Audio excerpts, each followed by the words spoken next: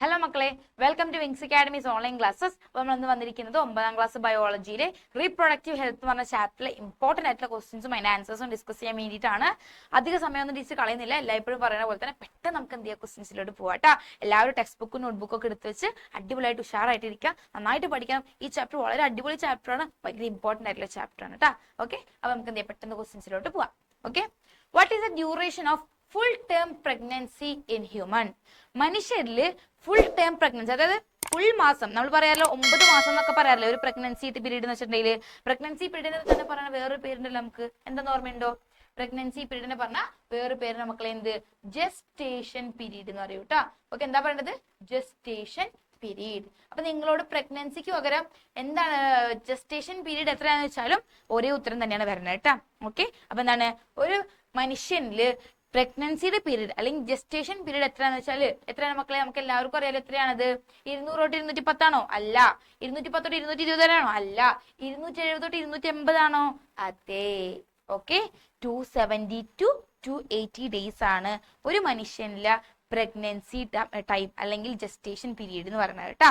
Okay, അപ്പൊ എന്താണ് answer എന്ന് വെച്ചിട്ടുണ്ടെങ്കിൽ 270 to 280 period days R known as gestation period. Okay അല്ലേ? അടുത്ത ക്വസ്റ്റ്യൻ.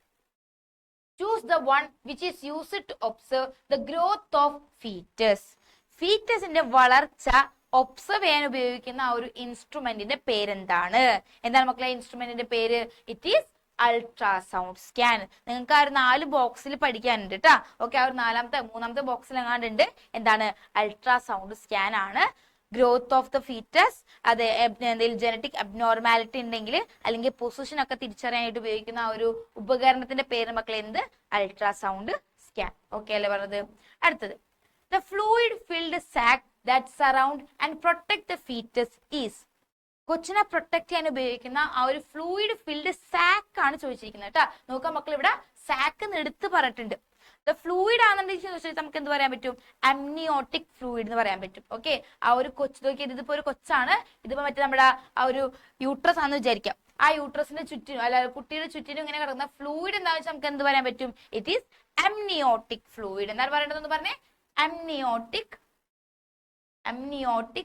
ഫ്ലൂയിഡ് ആണെന്ന് പറയാൻ പറ്റും. പക്ഷെ നമ്മളോട് ഒരു ഫ്ലൂയിഡ് ആണോ ചോദിച്ചേക്കണേ? അല്ല, ഫ്ലൂയിഡ് ഫിൽഡ് സാക്ക് ആണ് ചോദിച്ചിരിക്കുന്നത്. ആ സാക്ക് ചോദിച്ചാൽ നമ്മൾ എന്ത് പറയണം മക്കളെ? ആ സാക്കിനെ പറഞ്ഞ പേര് മക്കളെ എന്ത്? അമ്നിയോൺ. അമ്നിയോൺ ആണ് നമ്മുടെ കൊച്ചുങ്ങളെ പ്രൊട്ടക്ട് ചെയ്ത് കൊണ്ടു നടക്കുന്ന ആ ഒരു ഫ്ലൂയിഡ് ഫിൽഡ് സാക്ക് കേട്ടാ. ഓക്കെ, ഫ്ലൂയിഡിന്റെ പേര് വെച്ച് എന്ത് പറയണം? Amniotic fluid. സാക്കിന്റെ പേര് വെച്ച് എന്ത് പറയണം? അമ്നിയോൺ എന്ന് പറയണം കേട്ടാ. നിങ്ങൾ തെറ്റിക്കാൻ വേണ്ടിയിട്ടാണ് ഇവിടെ പ്ലാസന്റ യൂട്രസ് ഒക്കെ പറഞ്ഞ് തന്നിരിക്കുന്നത്. ശരിക്കും പ്ലാസന്റ യൂട്രസ് ആണോ? ആ സാക്ക് ചോദിച്ചാൽ ഫ്ലൂയിഡ് ഫിൽഡ് ആയിട്ടുള്ള സാക്ക് ചോദിച്ചാൽ എന്ത് പറയണം മക്കളെ? അമ്നിയോൺ തന്നെ പറയണം കേട്ടാ, മാറിപ്പോരുത് കേട്ടാ. ഓക്കെ, അടുത്തത്, puberty is attained in girls by menstruation. പെൺകുട്ടികളിൽ എന്താ പ്രായപൂർത്തിയായി എന്ന് പറഞ്ഞെങ്കിൽ അവിടെ എന്ത് സംഭവിക്കണം? മെൻസ്ട്രുവേഷൻ എന്ന് പറഞ്ഞ ഒരു പ്രോസസ് നടക്കണോ അല്ലെ? മെൻസ്ട്രുവേഷൻ അല്ലെങ്കിൽ പീരിയഡ്സ് ഒക്കെ നടക്കണോ അല്ലേ? Okay, how boys attain puberty. പെൺകുട്ടികൾക്ക് മെൻസ്ട്രുവേഷൻ ആണെന്നുണ്ടെങ്കിൽ ആൺകുട്ടികൾക്ക് എങ്ങനെയാണ് പ്യൂബർട്ടി എത്തിയെന്ന് നമുക്ക് പറയാൻ പറ്റുക? ആൺകുട്ടികൾക്ക് പ്യൂബർട്ടി എന്ന് പറഞ്ഞ ഒരു സ്റ്റേജ് ഇല്ലേ മക്കളെ? ഉണ്ട്. അതെങ്ങനെ എത്തിയെന്ന് പറയാൻ പറ്റും? By the production of semen. By the production of semen. ആദ്യമായിട്ട് സെമൻ പ്രൊഡ്യൂസ് ചെയ്യുന്ന എപ്പോഴാണോ അതിന് നമ്മൾ പറഞ്ഞ പേരാണ് എന്ത്? അപ്പൊ നമുക്ക് എന്ത് പറയാൻ പറ്റും? ആൺകുട്ടികൾ പ്രായപൂർത്തിയായി എന്ന് പറയാനായിട്ട് പറ്റുമോ അല്ലെ? ഓക്കെ, സെമൻ എന്താണ് മക്കളെ? സെമൻ എന്ന് വെച്ചിട്ടുണ്ടെങ്കിൽ, സെമൻ എന്ന് വെച്ചാൽ വേറൊന്നുമില്ല കേട്ടോ. ആൺകുട്ടികളുടെ ശരീരത്തില് റീപ്രൊഡക്റ്റീവ് സെല്ലായിട്ടുള്ള സ്പേം ഇല്ലേടാ, സ്പേം. ഈ സ്പേമും അതിന്റെ ഒപ്പം കുറച്ച് കഴിഞ്ഞിട്ട് കുറച്ച് ഗ്ലാൻഡ്സ് ഒക്കെ ഉണ്ട്. നമ്മുടെ ആ ഒരു മെയിൽ റീപ്രൊഡക്റ്റീവ് സിസ്റ്റത്തിൽ നോക്കിക്കഴിഞ്ഞാൽ കുറച്ച് ഗ്ലാൻഡുകളൊക്കെ ഉണ്ട്. പ്രോസ്ട്രേറ്റ് ഗ്ലാൻഡ് എന്നൊക്കെ പറഞ്ഞ കുറച്ച് ഗ്ലാൻഡുകൾ പഠിക്കാനുണ്ട്. ആ ഗ്ലാൻഡ് ഒരു ഫ്ലൂയിഡ് ഉണ്ടാക്കുന്നുണ്ട്. Okay, seminal plasma. അതൊന്നും നിങ്ങൾക്ക് പഠിക്കാനില്ല, ജസ്റ്റ് ആ ഒരു പേര് നോട്ട് ചെയ്ത് വെക്കുക. സ്പേമും ആ ഒരു ഗ്ലാൻഡുകൾ ഉണ്ടാക്കുന്ന ഫ്ലൂയിഡിനെയും കൂടി കൂട്ടി പറയുന്ന പേരാണ് മക്കളെ എന്ത്? സെമൻ. ഓക്കെ, ജസ്റ്റ് ഇത്രയും മനസ്സിലാക്കിയാൽ മതി കേട്ടോ. Sperm plus fluid is known as semen. ഈ സെമൻ ആദ്യമായിട്ട് ഉണ്ടാക്കുന്ന സ്റ്റേജ് എപ്പോഴാണോ അപ്പോൾ നമുക്ക് എന്ത് പറയാൻ പറ്റും? ആൺകുട്ടികള് പ്യൂബർട്ടി എത്തിയെന്ന് പറയാനായിട്ട് പറ്റൂട്ടാ. ഓക്കെ അല്ലേ? ക്വസ്റ്റ്യൻ കിട്ടിയില്ലേ? ഇനി ബി ക്വസ്റ്റ്യൻ എന്താ പറഞ്ഞേക്കുന്നേ? What is meant by ejaculation. എന്താണ് ഇജാക്കുലേഷൻ? ഇജാക്കുലേഷൻ വേറെ ഒന്നുമില്ലട മക്കളെ, ആൺകുട്ടികളിൽ സെമൻ ഉണ്ടായി എന്ന് പറഞ്ഞില്ലേ? ഈ സെമൻ പെനിസിലൂടെ പുറത്തോട്ട് വരുത്തുന്ന ഒരു പ്രോസസ് ഉണ്ട്. ഓക്കെ, ആൺകുട്ടികളുടെ പെനിസിൽ കൂടെ സെമനെ പുറത്തോട്ട് എക്സ്പെൽ ചെയ്യാം, പുറത്തോട്ട് കളയാം. അങ്ങനെ പുറത്തോട്ട് കളയുന്ന ആ ഒരു പ്രോസസ്സിനെ പറഞ്ഞ പേര് മക്കളെ എന്ത്? ഇജാക്കുലേഷൻ. എന്ത് പറഞ്ഞോടെ മക്കളെ? ഇജാക്കുലേഷൻ. എങ്ങനെ സെന്റൻസ് ആയിട്ട് പറയാ? the expelling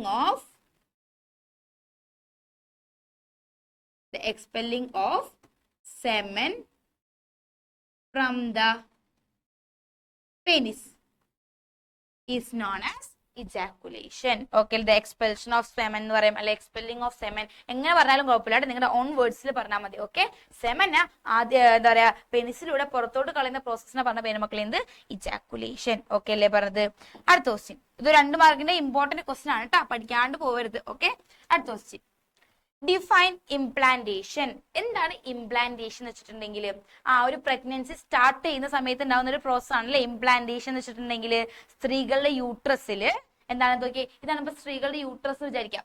ഈ യൂട്രസിൽ എന്ത് ചെയ്യാണ്, നമ്മുടെ ബ്ലാസ്റ്റോസിസ്റ്റ് എന്ന് പറഞ്ഞ സെല്ലില്ലേ മക്കളെ? ബ്ലാസ്റ്റോസിസ്റ്റ് എന്ന് പറഞ്ഞാൽ ഒരു കൂട്ടം സെല്ല്. ആ ഒരു സെല്ലിനെ എന്ത് ചെയ്യാണ്, ഇങ്ങനെ അറ്റാച്ച് ചെയ്ത് വെക്കുന്ന പ്രോസസ്സിനെ പറഞ്ഞ പേര് മക്കളെ എന്ത്? ഇംപ്ലാന്റേഷൻ. ഓക്കെ, എന്താണ്? when blastocyst എന്ന് വെച്ചാൽ എന്താണെന്ന് അറിയാലോ? ബ്ലാസ്റ്റോസിസ്റ്റ് എന്ന് വെച്ചിട്ടുണ്ടെങ്കിൽ സൈഗോട്ട് ഡെവലപ്പ് ചെയ്തിട്ട് മോറിലാവും, മോറിൽ ഡെവലപ്പ് ചെയ്തിട്ട് എന്തായിട്ട് മാറും മക്കളെ? ബ്ലാസ്റ്റോസിസ്റ്റ് ആയിട്ട് മാറും. when blastocyst is attached to യൂട്രസിനെ ഏത് ഭാഗത്തോട്ട് അറ്റാച്ച് ചെയ്യാന്നറിയോ മക്കളെ? ഇതാണ് യൂട്രസ്. യൂട്രസിന്റെ ഏത് ഭാഗത്ത് അറ്റാച്ച് ചെയ്യാന്നറിയോ? ഏറ്റവും ഇന്നർ ലൈനിങ്ങിലാണ് കേട്ടോ. ആ ഇന്നർ ലൈനിങ്ങിന് നമ്മൾ പറഞ്ഞ പേര് മക്കളെ എന്ത്? എൻഡോമെട്രിയം. എന്താ പറഞ്ഞതെന്ന് പറഞ്ഞേ? എൻഡോമെട്രിയം. ഓക്കെ, എൻഡോമെട്രിയത്തിലോട്ട് blastocyst attach to the endometrium of uterus. യൂട്രസിന്റെ എൻഡോമെട്രിയത്തിലോട്ട് ബ്ലാസ്റ്റോസിസ്റ്റിനെ അറ്റാച്ച് ചെയ്യുന്ന പ്രോസസ്സിനെ പറഞ്ഞ പേര് മക്കളെ എന്ത്? ഇംപ്ലാന്റേഷൻ. അപ്പൊ എന്താ ഇംപ്ലാന്റേഷൻ എന്ന് വെച്ചാൽ എന്ത് പറയണം മക്കളെ? when blastocyst is attached to the endometrium of uterus it is known as implantation. Okay അല്ലേ? ക്വസ്റ്റ്യൻ കിട്ടിയില്ലേ? ഇനി ബി ക്വസ്റ്റ്യൻ എന്താ പറഞ്ഞേക്കുന്നേ? Write the different stages from fertilisation to implantation. നമുക്കറിയാലോ ഇംപ്ലാന്റേഷൻ കഴിഞ്ഞാലാണ് എന്ത് സ്റ്റാർട്ട് ചെയ്യുന്നത്? പ്രഗ്നൻസി സ്റ്റാർട്ട് ചെയ്യുക അല്ലേ? ഓക്കെ, അപ്പൊ നോക്കിയേ, അടുത്ത ക്വസ്റ്റ്യനിൽ ചോദിച്ചാൽ ഇത്രേ ഉള്ളൂ. ഫെർട്ടിലൈസേഷനിൽ നിന്നും ഇംപ്ലാന്റേഷൻ വരെയുള്ള സ്റ്റേജസ് എഴുതാനാണ് പറഞ്ഞിരിക്കുന്നത്. ഓക്കെ, ഫെർട്ടിലൈസേഷൻ എന്ന് വെച്ചാൽ എന്താ നമുക്കറിയാം അല്ലെ? ആൺകുട്ടികളിലുള്ള സ്പേമും പെൺകുട്ടികളിലുള്ള ഓവും തമ്മിൽ ഫ്യൂസ് ചെയ്യുന്ന പ്രോസസ്സിനെ പറഞ്ഞ പേരിന് എന്ത്? ഫെർട്ടിലൈസേഷൻ. ഓക്കെ, അപ്പൊ ഫെർട്ടിലൈസേഷൻ നടന്നു കഴിഞ്ഞാൽ നമുക്ക് എന്ത് ചെയ്യാം? ഓരോ സ്റ്റേജുകളായിട്ട് എഴുതാം കേട്ടാ. ഫെർട്ടിലൈസേഷൻ നടന്നു, ഫെർട്ടിലൈസേഷൻ അവിടെ തൊട്ട് നമ്മളോട് എഴുതാനാ പറഞ്ഞേക്കണം. അപ്പൊ ഫെർട്ടിലൈസേഷന് മുൻപുള്ളത് വേണ്ട, അവിടെ തൊട്ടുള്ളത് മതി കേട്ടാ. ഫെർട്ടിലൈസേഷൻ നടന്നു കഴിഞ്ഞാല് എന്താ സംഭവിക്കാം മക്കളെ? സ്പേമും ഓവും തമ്മിൽ കൂടി ചെന്നാല് ഏതോ ഒരു സെൽ ഉണ്ടാവും പറഞ്ഞേ. ആ സെല്ലിന്റെ പേര് മക്കളെ എന്ത്? സൈഗോട്ട്. എന്താണ് പറഞ്ഞ മക്കളെ? സൈഗോട്ട്. എന്ത് ചെയ്തു? Zygote formation. സൈഗോട്ട് എന്ത് ചെയ്തു? ഫോം ചെയ്തു. ഓക്കെ, സൈഗോട്ട് എന്ന് വെച്ചാൽ എന്താ? സിംഗിൾ സെല്ലാണ് അല്ലെ? ഒറ്റ സെല്ലാണ്. ആ ഒരു ഒറ്റ സെല്ലിനെ പറഞ്ഞ പേര് മക്കളെ എന്ത്? സൈഗോട്ട്. അതെന്ത് ചെയ്തു? ഫോം ചെയ്തു. ഇനി ഈ സൈഗോട്ട് എന്ത് ചെയ്യുന്ന പറഞ്ഞത്? Zygote undergo cell division. ഇതെന്ത് ചെയ്യും? പതിയെ സെൽ ഡിവിഷൻ നടത്താനായിട്ട് തുടങ്ങും അല്ലെ? ഈ ഒരൊറ്റ സെൽ എന്നുള്ളത് ഡിവൈഡ് ചെയ്തിട്ട് ഒരു 16 തൊട്ട് 32 വരെയുള്ള സെല്ലായിട്ട് മാറും. ഓക്കെ, 16 തൊട്ട് 32 സെല്ലുകളായിട്ട് മാറും. ഓക്കെ, എത്ര ദിവസത്തിനുള്ളിൽ? Within 3 to 4 days. ഒരു 3-4 ദിവസത്തിനുള്ളിൽ ഈ ഒരൊറ്റ സെല്ലായിട്ടുള്ള സൈഗോട്ട് ഡിവൈഡ് ചെയ്തിട്ട് എന്നിട്ട് മാറും? 16 തൊട്ട് 32 സെല്ലുകളായിട്ട് മാറും അല്ലെ? അങ്ങനെ മാറുന്ന ആ ഒരു സ്ട്രക്ചറിനെ പറഞ്ഞ പേര് മക്കളെ എന്ത്? മോറുല. എന്താ പറഞ്ഞത് മക്കളെ? മോറുല. ഓക്കെ അല്ലേ? അങ്ങനെ എന്ത് ചെയ്തു? ഒരു 16 തൊട്ട് 32 വരെയുള്ള സെല്ലുകളായിട്ട് 3-4 ദിവസത്തിനുള്ളിൽ ഉണ്ടായ ആ ഒരു സ്ട്രക്ചറിനെ പറഞ്ഞ പേര് മക്കളെ എന്ത്? മോറുല. ഇനി ഈ മോറുല പതിയെ ഒരു 5-6 ദിവസത്തിനുള്ളിൽ ഈ മോറിൽ എന്ത് ചെയ്യും? ഡിവൈഡ് ചെയ്യും. ഓക്കെ, ഇത് പിന്നെയും ഡിവൈഡ് ചെയ്യും. അങ്ങനെ ഡിവൈഡ് ചെയ്തിട്ടുണ്ടാവുന്ന ഒരു സ്ട്രക്ചർ ഉണ്ടല്ലോ, ഒരു ഫ്ലൂയിഡ് ഫിൽഡ് സ്ട്രക്ചർ അല്ലെങ്കിൽ ഒരു വാട്ടർ ഫിൽഡ് സ്ട്രക്ചർ നമ്മൾ പറഞ്ഞ പേര് മക്കളെ എന്ത്? ബ്ലാസ്റ്റോസിസ്റ്റ്. എന്താ പറഞ്ഞ മക്കളെ? ബ്ലാസ്റ്റോസിസ്റ്റ്. ബ്ലാസ്റ്റോസിസ്റ്റ് എന്ന് പറഞ്ഞാൽ ആ ഒരു സ്ട്രക്ചർ ഉണ്ടാകും. എത്ര ദിവസത്തിനുള്ളാണ്? വിത്തിൻ 5 to 6 days കേട്ടോ. 5-6 ദിവസത്തിനുള്ളിൽ എന്താണ് മോറുല എന്തായിട്ട് മാറുന്ന പറഞ്ഞത്? ബ്ലാസ്റ്റോസിസ്റ്റ് ആയിട്ട് മാറും. ഈ ബ്ലാസ്റ്റോസിസ്റ്റ് എന്ത് ചെയ്യുന്ന പറഞ്ഞത്? എന്ത് ചെയ്യും മക്കളെ? It is attached to the blastocyst. എന്ത് ചെയ്യും? നേരെ നീങ്ങി പോകും എങ്ങോട്ട്? യൂട്രസിലോട്ട് നീങ്ങിയിട്ട് നമ്മുടെ എൻഡോമെട്രിയത്തിൽ പോയിട്ട് അറ്റാച്ച് ചെയ്യും. Okay, attached to the endometrium. ആ എൻഡോമെട്രിയത്തിലോട്ട് അറ്റാച്ച് ചെയ്യുന്ന പ്രോസസ്സിനെ പറഞ്ഞ പേര് മക്കളെ എന്ത്? എന്താണ് പറയാ? എൻഡോമെട്രിയത്തിലോട്ട് അറ്റാച്ച് ചെയ്യുന്ന ആ പ്രോസസ്സിനെ പറഞ്ഞ പേര് മക്കളെ എന്ത്? ഇംപ്ലാന്റേഷൻ. ഓക്കെ, അതും കൂടി ജസ്റ്റ് ബ്രാക്കറ്റ് എഴുതി കൊടുക്കുക. ഇംപ്ലാന്റേഷൻ. നിങ്ങളോട് എത്ര എഴുതാനാണ് പറഞ്ഞേക്കുന്നത് അല്ലേ? ഇംപ്ലാന്റേഷൻ ആയി അങ്ങനെ. ഓക്കെ, അപ്പൊ നോക്കിയേ, നമ്മുടെ ബ്ലാസ്റ്റോസിസ്റ്റ് എന്താണ്? ബ്ലാസ്റ്റോസിസ്റ്റ് എങ്ങനെ ഉണ്ടായത്? നമ്മുടെ ഫെർട്ടിലൈസേഷൻ നടന്നു, സ്പേമും ഓവും തമ്മിൽ കൂടി ചേർന്നിട്ട് എന്തുണ്ടായടാ മക്കളെ? സ്പേമും ഓവും തമ്മിൽ കൂടി ചേർന്നിട്ട് എന്തുണ്ടായടാ? സൈഗോട്ട് ഉണ്ടായി. സൈഗോട്ട് എന്ന് വെച്ചാൽ എത്ര സെല്ലാണ്? സിംഗിൾ സെല്ലാണ്. അതൊരു 3-4 ദിവസം കഴിഞ്ഞപ്പോൾ എത്ര സെല്ലായിട്ട് മാറി? 16 തൊട്ടിട്ട് 32 സെല്ലുകളായിട്ട് മാറി. ആ സ്ട്രക്ചറിനെ പറഞ്ഞ പേര് മക്കൾ എന്ത്? മോറുല. അതെന്ത് ചെയ്തു? ഒരു 5-6 ദിവസം കഴിഞ്ഞപ്പോൾ ഒരു വലിയൊരു സ്ട്രക്ചർ ആയിട്ട് മാറി. അതിന് അവള് പറഞ്ഞ പേര് മക്കൾ എന്ത്? ബ്ലാസ്റ്റോസിസ്റ്റ്. അതെന്ത് ചെയ്തു? പതിയെ പോയിട്ട് നമ്മുടെ യൂട്രസിന്റെ അവിടേക്ക് പോയിട്ട് എന്ത് ചെയ്തു? യൂട്രസിൽ പോയിട്ട് എൻഡോമെട്രിയത്തിൽ പോയിട്ട് അറ്റാച്ച് ചെയ്തിരുന്നു. അങ്ങനെ അറ്റാച്ച് ചെയ്തിരിക്കുന്നതിനെ പറഞ്ഞ പേരെന്ത്? ഇംപ്ലാന്റേഷൻ. അവിടെ നിന്ന് എന്ത് സ്റ്റാർട്ട് ചെയ്യാണ്? Pregnancy start. എന്ത് സ്റ്റാർട്ട് ചെയ്ത മക്കളെ? Pregnancy start. പ്രഗ്നൻസി സ്റ്റാർട്ടായി. അങ്ങനെ എന്ത് ചെയ്തു? ബ്ലാസ്റ്റോസിസ്റ്റ്. ആ ഒരു ഫ്ലോ ചാർട്ടിലാണ് ഫുൾ ആയിട്ടാണ് പറഞ്ഞത് കേട്ടാ. ഓക്കെ, ബ്ലാസ്റ്റോസിസ്റ്റ് എന്ത് ചെയ്തു? പ്രഗ്നൻസി സ്റ്റാർട്ട് ചെയ്തു. പതിയെ ഡിവൈഡ് ചെയ്യാൻ തുടങ്ങും അല്ലെ? പിന്നെയും ഡിവൈഡ് ചെയ്തിട്ട് എന്തായിട്ട് മാറും മക്കളെ? എന്തായിട്ട് മാറും വെച്ചാൽ എന്ത് ചെയ്യും? എംബ്രിയോ ആയിട്ട് മാറും. എന്തായിട്ട് മാറും മക്കളെ? എംബ്രിയോ. ഈ എംബ്രിയോ പിന്നെ ഡിവൈഡ് ചെയ്തിട്ട് എന്തായിട്ട് മാറും അറിയോ? നമ്മുടെ ഏറ്റവും ചെറിയ ഫോം അല്ലെ? ഏതാണ് അതിനെ പറഞ്ഞത്? ഫീറ്റസ്. ഓക്കെ അല്ലേ? ഇങ്ങനെയാണ് ഒരു കുഞ്ഞ് നമ്മുടെ ആ ഒരു യൂട്രസിന്റെ ഉള്ളിൽ ഫോം ചെയ്യുന്നത് കേട്ടാ. എങ്ങനെയാണ്? Fertilisation, zygote formation, morula formation, blastocyst and attached to the endometrium of uterus and embryo formation, then into foetus.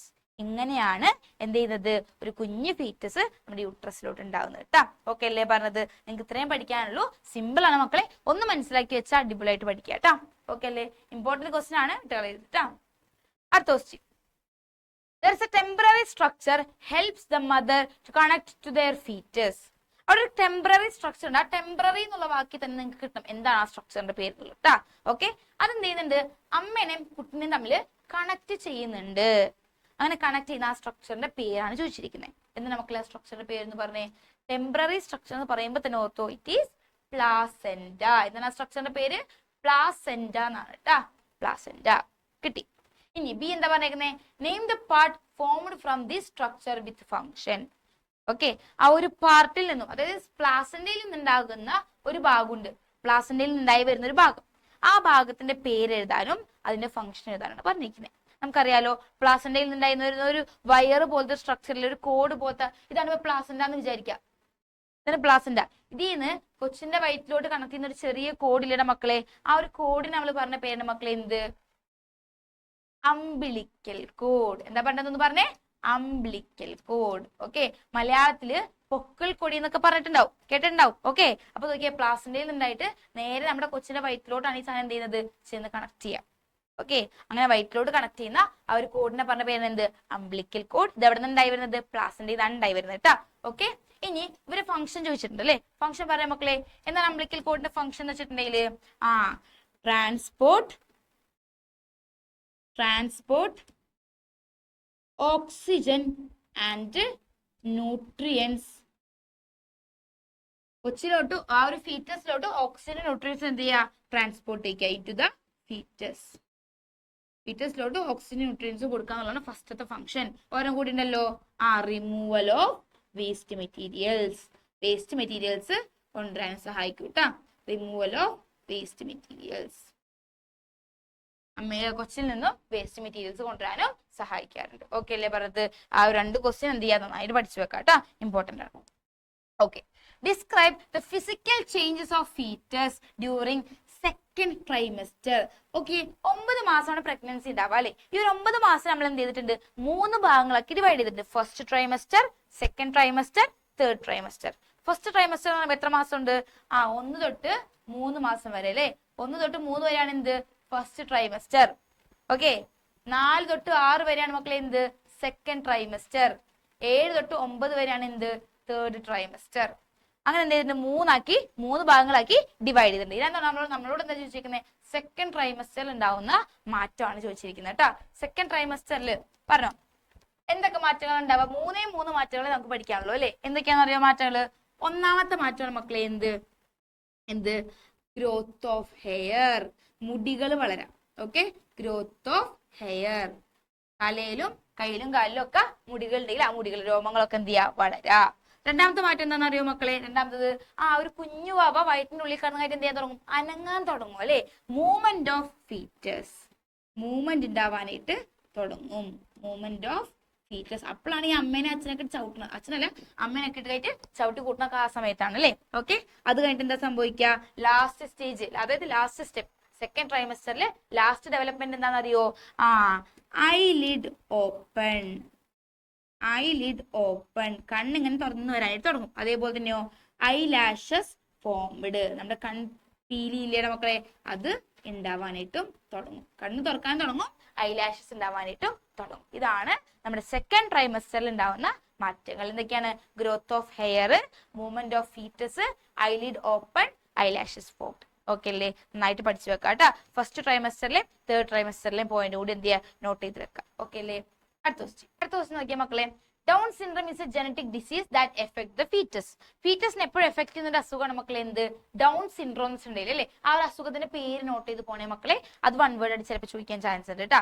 Okay, അപ്പൊ കുഞ്ഞുങ്ങളെ ചെറുപ്പത്തിൽ, അതായത് നമ്മുടെ വയറ്റിൽ കിടക്കുന്ന സമയത്ത് പ്രഗ്നൻസി ടൈമിൽ ഫീറ്റസിനെ എഫക്ട് ചെയ്യാനായിട്ട് ചാൻസ് ഉള്ള ഒരു അസുഖമാണ് എന്ത്? Down syndrome. ജനറ്റിക് ഡിസീസ് ആണ് കേട്ടോ. Okay, name the methods that can identify the disease early. ഈ ഒരു അസുഖം നേരത്തെ കണ്ടുപിടിക്കാനായിട്ട് നമുക്ക് 2 മെത്തേഡുകൾ ഉണ്ട്. ഓക്കെ, ആ 2 മെത്തേഡുകൾ ഏതൊക്കെയാണെന്ന് എഴുതാനാണ് പറഞ്ഞിരിക്കുന്നത്. ഓക്കെ, ഏതൊക്കെയായിരിക്കും മക്കളെ 2 മെത്തേഡുകൾ? എല്ലാവർക്കും അറിയാം അല്ലെ. 2 മെത്തേഡിൽ ഇമ്പോർട്ടന്റ് ആണ്, പഠിച്ചു വെക്കണം കേട്ടാ. ഒന്നാമത്തെ മെത്തേഡിന്റെ പേര് മക്കളെ എന്ത്? Chorionic villus sampling. എന്താ പറയുന്നത്? Chorionic villus sampling. ഒന്നാമത്തെ മെത്തേഡിന്റെ പേര് കൂടി പറഞ്ഞേ, കോറിയോണിക് വില്ലസ് സാമ്പിളിംഗ്. രണ്ടാമത്തെ മെത്തേഡിന്റെ പേര് എന്താ അറിയോ? അംനിയോസെന്റസിസ്. എന്താ പറയുന്നത് പറഞ്ഞേ? അംനിയോസെന്റസിസ്. കോറിയോണിക് വില്ലസ് സാമ്പിളിംഗ് ഉണ്ട്, അംനിയോസെന്റസിസ് എന്ന് പറഞ്ഞ ആ ഒരു ടെസ്റ്റും ഉണ്ട് കേട്ടോ. 2 ടെസ്റ്റുകളാണ് അസുഖം നേരത്തെ തിരിച്ചറിയാൻ സഹായിക്കുന്നത്. ഓക്കെ അല്ലേ? പേരുകൾ കിട്ടിയില്ലേ? ആ ഒരു പേരുകളുടെ സ്പെല്ലിംഗ് ഒക്കെ എഴുതി തന്നെ പഠിക്കണം കേട്ടോ, അല്ലെങ്കിൽ തെറ്റാനായിട്ട് ചാൻസ് ഉണ്ട്. ഓക്കെ അല്ലേ? ഇനി name the fluid used to test this disease.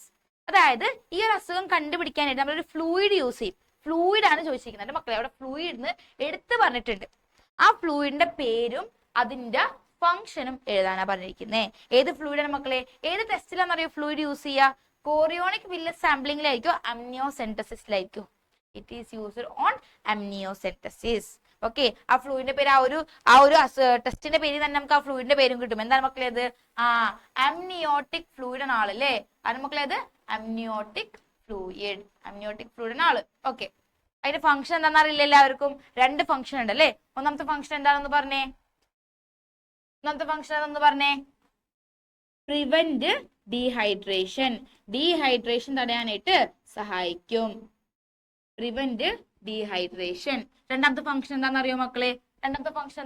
ഒന്ന് ഡീഹൈഡ്രേഷൻ, വെള്ളമില്ലാത്തൊരു അവസ്ഥ തടയാ.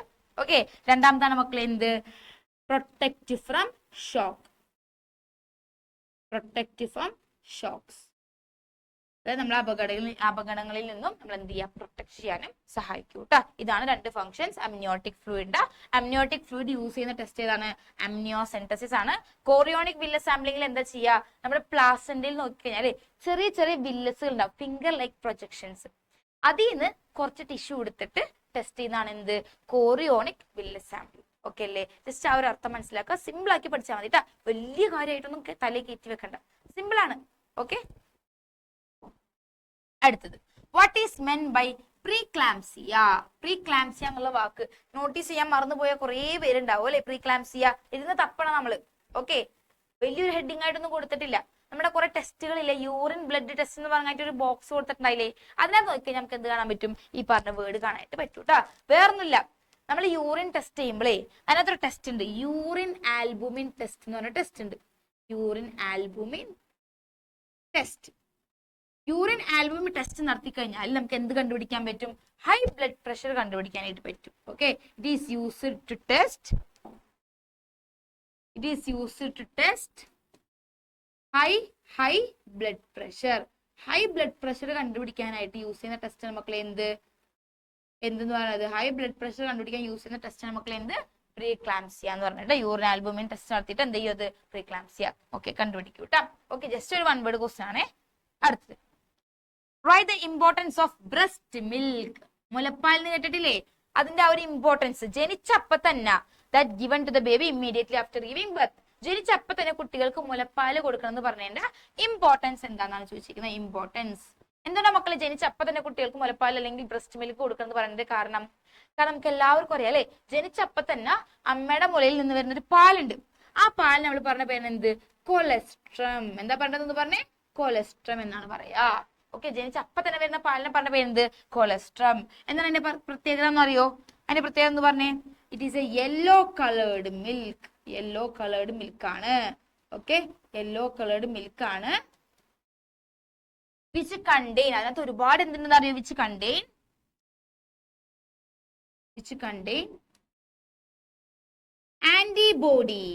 ആന്റിബോഡികൾ ഉണ്ടാവുന്നുണ്ട് പറയണത്. Okay, which contain antibody. Okay, which contain antibodies ഉണ്ടാകുന്ന ഒരു വലിയ മഞ്ഞ കളർ പാലിനെ പറയുന്നത് കൊളസ്ട്രം എന്ന് പറയും. ഈ ആന്റിബോഡി എന്തിനാ യൂസ് ചെയ്യുന്നതെന്ന് അറിയോ? Which give life long immunity. നമുക്ക് ജീവിതകാലം മൊത്തത്തേക്കുള്ള ഇമ്മ്യൂണിറ്റി, പ്രതിരോധ ശേഷി തരാൻ എന്ത് ചെയ്യും? അത് സഹായിക്കും. ലൈഫ് ലോങ് ഇമ്മ്യൂണിറ്റി തരുന്ന ആ ഒരു പാലിന് മക്കളെ എന്ത്? കൊളസ്ട്രം. ആ ഒരു ലൈഫ് ലോങ് ഇമ്മ്യൂണിറ്റി എല്ലാവർക്കും വേണ്ടേ? അതുകൊണ്ടാണ് ജനിച്ചപ്പ തന്നെ എന്ത് ചെയ്യുന്ന പറയുന്നത്? അമ്മയുടെ മുലപ്പാൽ കുടിക്കണം എന്ന് പറയുന്നത് കേട്ടാ. ആ ഒരു പാലിന്റെ പേരെന്താണ്? കൊളസ്ട്രം എന്നാണ്. പ്രത്യേകം എന്താണ്? യെല്ലോ കളേർഡ് ആണ്. അതിനകത്ത് എന്തുണ്ടാവും മക്കളെ? ആന്റിബോഡി ഉണ്ടാകും. Which give life long immunity. Okay, life long immunity.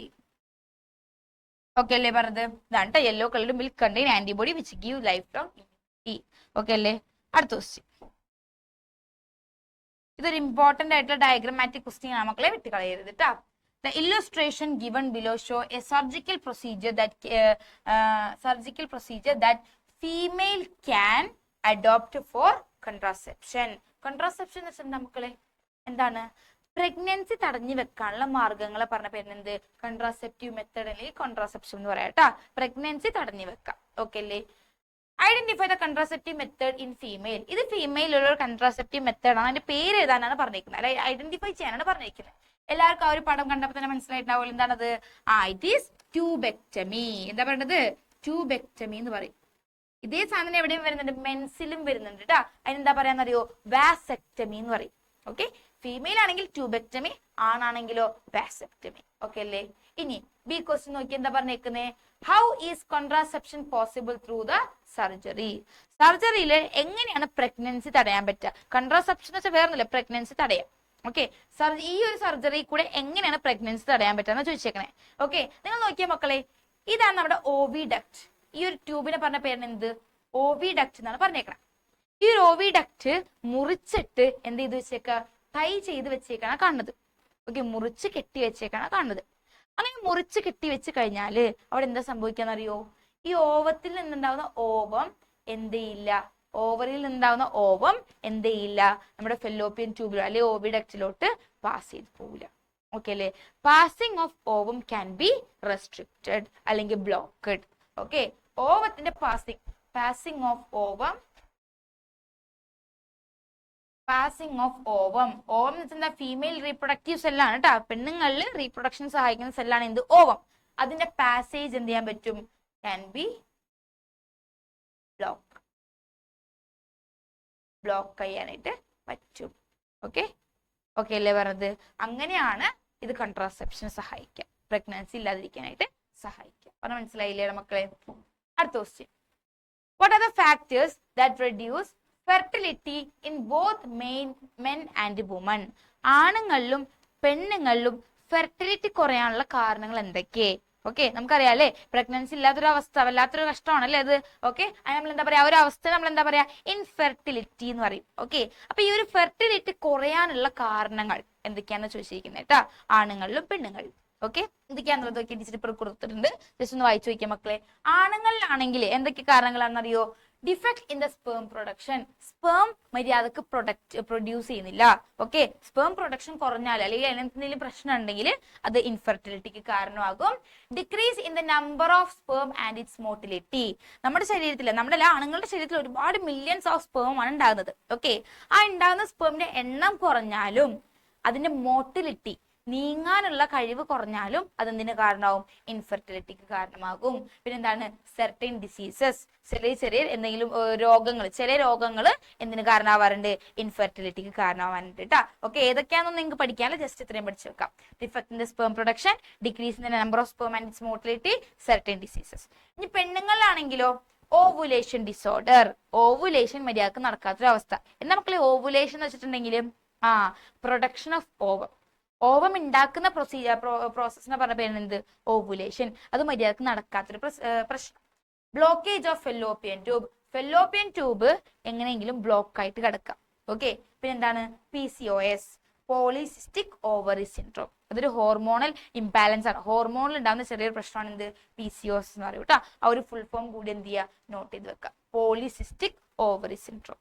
Okay, ഇതൊക്കെയാണ് പെണ്ണുങ്ങളിൽ വരുന്ന മെയിൻ ആയിട്ടുള്ള പ്രശ്നങ്ങൾ. ഓക്കെ അല്ലേ? അപ്പൊ ഇത്ര നന്നായിട്ട് പഠിക്കുക. ഇൻഫെർട്ടിലിറ്റിക്ക് കാരണങ്ങളാണ് പറഞ്ഞിരിക്കുന്നത് കേട്ടോ. ഓക്കെ അല്ലേ മക്കളെ? ഇത്രയും ഓക്കെ ആണല്ലോ? ഇത്രയും ക്വസ്റ്റ്യൻസ് ആണ് ഇപ്പോൾ ഉള്ളത്. നന്നായിട്ട് പഠിക്കുക. നല്ല ചാപ്റ്റർ ആണ്, നല്ല മാർക്കിന് ചോദിക്കുന്ന ചാപ്റ്റർ ആണ് കേട്ടോ. ഓക്കെ, എല്ലാവരും നന്നായിട്ട് പഠിക്കണം, നന്നായിട്ട് എക്സാം ഒക്കെ എഴുതണം കേട്ടോ. Thank you.